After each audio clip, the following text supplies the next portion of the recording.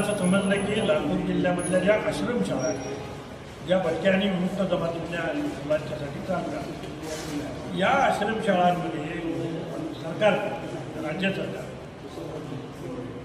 Face reading machine बसवतो. Face reading machine याचा अर्थ असा की त्या यंत्राच्या समोर प्रत्येकाचं उभं राहायचं, त्याचा फोटो निघतो आणि फिजिकली तो प्रेझेंट आहे की नाही हे तपासलं जातं. हे तपासण्याची व्यवस्था.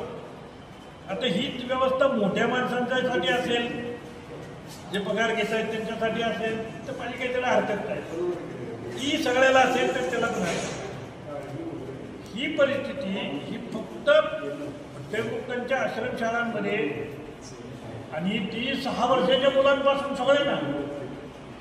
मला असं वाटतं हा न्याय आहे. फेस रीडिंग गुन्हेगारांचं होतं, लहान मुलांचं नाही.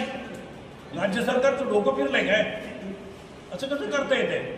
बरोबर, ठीक आहे, सगळ्यांना लावले का?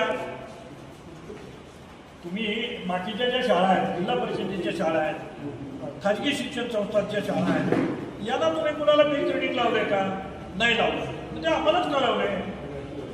तर त्यांचं म्हणणं असं आहे की ते अनुपस्थिती कळली पाहिजे. ते तर तुम्ही पॅन कार्डापासून सगळं त्यांच्याकडे घेतलंय ना. सगळे तुमच्याकडे लिगल डॉक्युमेंट्स त्या पोरांचे आहेत. आता पोरगं रोज हजर राहतंय की नाही हे बघण्यासाठी तुमचे सरकारी अधिकारी नेमलेले आहेत. आणखीन नेमा.